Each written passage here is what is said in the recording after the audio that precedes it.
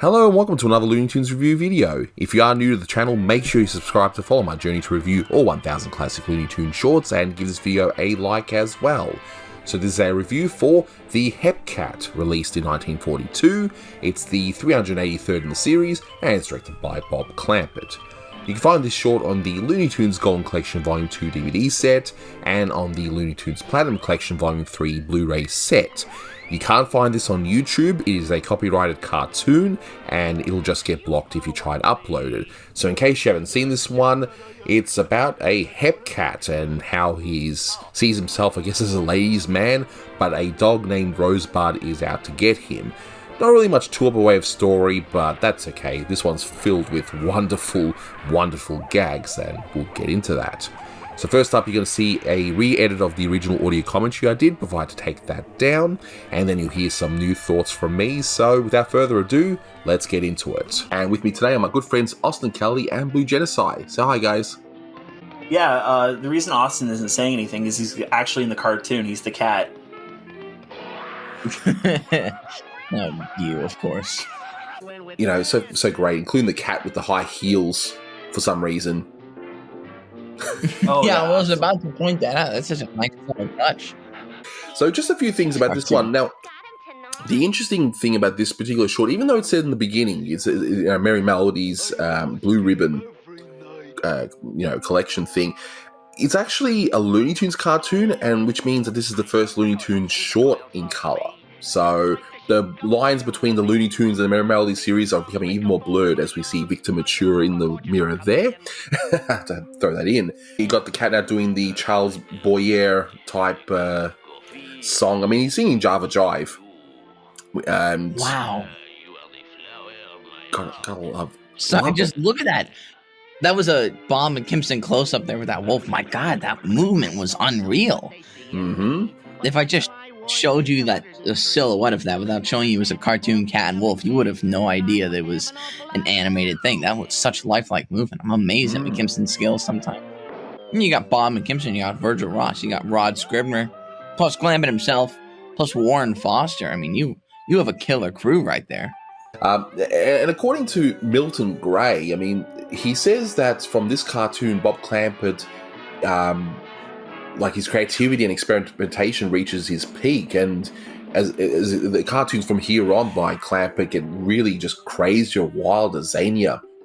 And you know what? I agree with that totally, because we have Clampett now free from Porky, of course, but he's also free from Avery, and he's got probably maybe the best unit. That's what I think. Dear gorgeous hunk, if you'd like to pitch some woo, come back to the fence for a rendezvous, and of course it says rendezvous incorrectly. I absolutely love that. It's just a darn shame that he left in 46, in my opinion. Exactly right. And here's a gag which, if you're a Ren and Stimpy fan, like I am, this may seem familiar to you, where in the episode where Ren and Stimpy are trying to get the hog jowls, and then you got the baboon, and Ren tries to trick the baboon with the girl puppet. Well, this is clearly where it's from, and although I will say I would probably prefer the gag here a little better, but still, if you haven't seen that Ren and Stimpy episode, definitely give it a watch. Something new has been added! It's so good. But I like with the dog, they keep on using the same design for the dog, like even similar to the Avery dog. That is I really wish they kept using that dog, because they just stopped sometime in the mid-40s. When people think Clampett, I think what they mean is cartoons from this until he leaves. When people say Clampett, or they're fans of Clampett anyway. Oh, absolutely. I better mention this because I nearly forgot to. The dog's name is Rosebud. Take a wild guess what that's a reference to. I have no idea. Must be Willoughby's cousin, though. Rosebud is a reference to Citizen Kane, and that's a major plot point, and literally the whole film revolves around the mystery of what is Rosebud. So there you are. So, the title itself, I mean, you've obviously got an actual hep cat, but it's also an old term slang for someone who is with it. They wear the latest fashion, knows the latest dance craze, etc., etc., which is pretty much me. Not really, but anyway. So that's why they say someone is a real hep cat. Maybe we should try and bring that back, you know. That sounds like one of those terms that should never have gone away, but anyway. Now, this, unfortunately, does not have its original titles. It's been cut away, and you got the blue ribbon ones instead. Look, thankfully, the cartoon's not lost or anything. We can still watch and laugh at it, but it'd be nice to know who did what. So some credits that we do know of in terms of who did what with voices, and this is thanks to the Cartoon Voices book. We have the cat is Mel Blanc, and he also does some of the impersonations that the cat does, like the Jerry Colonna impersonation and that sort of thing. Kent Rogers does most of the dog's lines, with Mel Blanc doing a few. Maybe there needed to be another session involved with Mel Blanc doing a few extra lines, but because Kent Rogers went to war, and sadly he passed away during the war, so that's probably what that part's all about.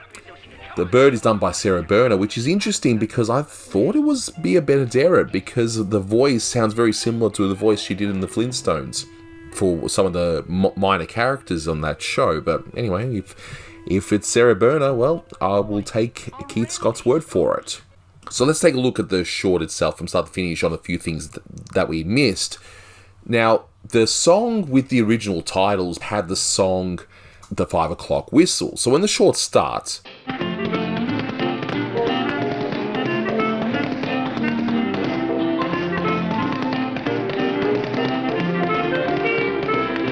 we hear the 5 o'clock whistle, and so it was believed that an early part of the song would have been playing over the titles, and then it would have just transitioned nicely into the cat doing his particular strut with this song.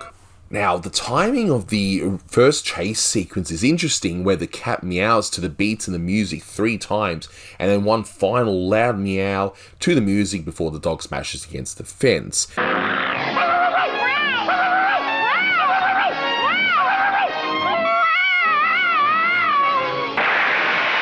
Just amazing timing, it really is. Now, after that, we, I guess, get a little bit of character development with the cat singing his own version of the Java Jive. Oh, I love the coils and the coils love me, just like the Sheik of Araby. My fatal charms make them fall in my arms. I am sure a gorgeous hunk of man. So the Java Jive was a hugely popular song in 1940, and it was even featured in the 1942 movie In This Our Life, directed by John Huston. At least part of it, because he went off to war and it was finished by another director. And the song was also in the Norma Cape short Robinson Crusoe Jr., which was his first short, and I still think Clampett had a hand in it.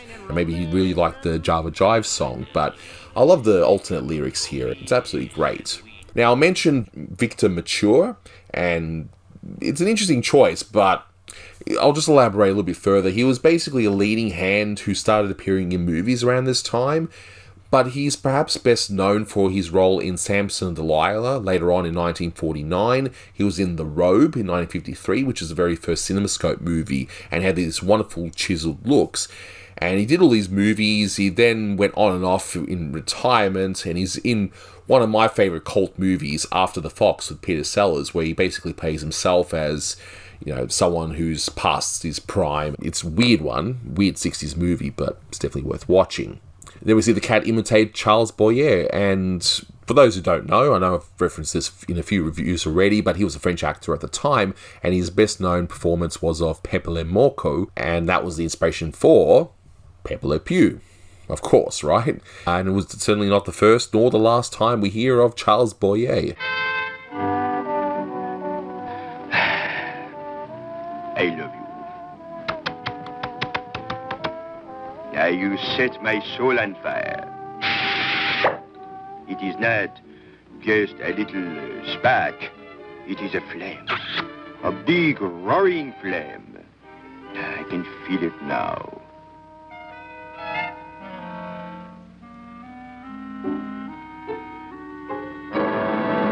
And yeah, we see the lady, and she's giving him the literal cold shoulder. I mean, don't really blame her if I'm being honest. And yet he just continues singing like he's some sort of ladies' man. He's pretty delusional about it. But hey, at least he's not picky, because it's all about the thins and the fats that think he's the cats. I don't know what they see in me, but what's my word against 103? The leans and the fats all think I'm the cats. I must have an awful lot of yeah. So yeah, nice to see that he's not picky at least. And we've got some great timing once again with the brick hitting the cat and him thinking, okay, you know, who's going to fight, and then he sees the message on the actual brick. Then we hear, after the message is played, we hear the spring song, and we hear it's kind of traditional at first, but then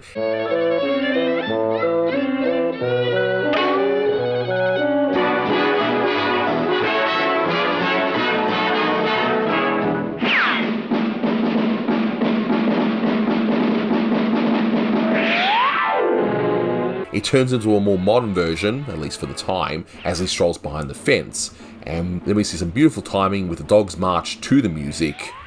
Fantastic. And we see that the two fight for a little bit, and it gets to the point of absolute ridiculousness that even the flowers that grow out of their head end up being enemies. Wow. When I saw that, I realized that I thought, wow, that's Clampett starting to really push to the extremes. But yeah. And then we get to what I call the meat of the story in this case. I mean, there's not really much story here, if I'm being quite frank, but anyway, it's the hand puppet bit, and it's something that Frisch Freleng would use a lot. I don't know who wrote the story for this one, because the credits are missing, and even on the little database that Thad Komrosky has, where they would put missing credits for any short that's missing its title sequence, but there's no entry for this one, so I don't know who wrote it. But if it's Warren Foster, this will make complete sense, because Warren Foster would do that gag heaps of times in later Frisch Freleng shorts. But hopefully, even if they don't find the actual titles per se, like complete in an actual film reel, at least if they can find maybe a cell of it or something, it'd be nice to know who did what in terms of the credits.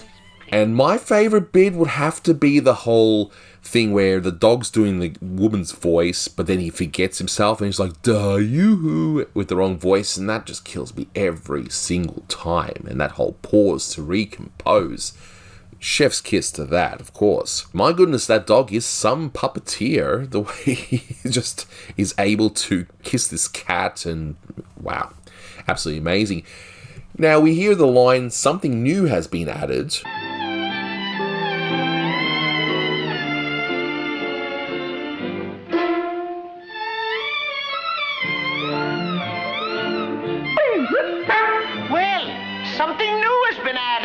And that's a saying by Jerry Colonna, and the cat even slightly turns into him with the gap in his two teeth shot. The line itself is from a slogan for Old Gold cigarettes, so they added something new, so yeah, back when cigarettes were advertised, just about everywhere. And the animation of the kiss with the dog and the reaction from it, amazing.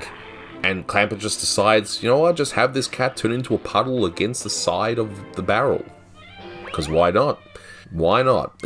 And we see in a few shorts, and again, I don't know what it's referring to, because I'm trying to find a reference. It must be something very obscure. No one seems to have the answer, but the whole, hey, are you following me? And that was already used in A Coy Decoy that was directed by Bob Clampett. But I love the cat's response where he's like, oh. Are you following me? Yeah, that I am. Yeah, that's what I'm doing, yeah. Oh. And we're going to see a lot of this bit in the Clampett shorts where the character something extreme would happen to him and they'll just lay there and then just start playing with their lips. Yeah, we're going to see a lot of that, definitely. And the layouts of the layered chase when we see the buildings is fantastic. And again, I would like to know who did layout of this particular short, because, yeah, again, we got no title sequence, so we can only perhaps guess. And we sort of finish up with the dog being a baby on a clothesline. Why not? We hear Rockabye Baby as well. Again, why not? Why not? It's absolutely beautiful. And we even end with another Jerry Colonna line. Well, I can dream, can't I? And yeah, we finish the short right there. And now my good friend Huey, who was part of the Bob Clampett Retrospective Part 2 video, which I highly recommend that you guys watch. He's just going to say a few words about this short, which is one of his favorites. So, take it away, Huey. Oh, I love the Goyles and the Goyles love me, just like the Sheik of Araby. My fatal charms make them fall in my arms. I am sure a gorgeous hunk of man. I know I got a rep for being kinda hip about the latest step when we're dancing. It's good to be back discussing the Hep Cat, which, in my opinion, is when Clampett really became Clampett. This is where the turning point actually begins for his career. The cartoon alone is just fast-paced. The violence is ramped up a little bit more. It reminds me of the Hanna-Barbera Tom and Jerry shorts when I look at it sometimes. What I really enjoy most about this cartoon is the fact that the Clampett cat is probably the most hilarious character in this, because how first, for some reason, it starts off him getting chased by a dog, and then it leads to him just trying to find a girlfriend, only for him to be catfished by Willoughby, if that's his dog's name, or Rosebud, if that's what he's called now. But what I really find the most of why I enjoy this cartoon is basically how risque the humor here is, especially when Rosebud uses a puppet to basically try to lure the Clampett cat toward him so he can beat him up. But there's just this scene where he's feeling the puppet, but he doesn't know it's a puppet, and he's just caressing her, and he's just feeling around the Rosebud's nose, which is basically Clampett trying to say, like, oh, he's feeling her behind, and then he's like, huh? What is this? My favorite part is the ending, where he knows it's a puppet, and then he just starts to go to town on it. He's just like, well, I can dream, can't I? I think that was probably like the best joke out of that whole thing. And the reason why I like that end joke so much is because it kind of reminds me of something you would expect from something like South Park or Family Guy, because they kind of make jokes like that. Well, towards like modern day, that puppet would be a blow-up doll or something if this was Family Guy or South Park, which is why I think the joke still lands to this day, decades later.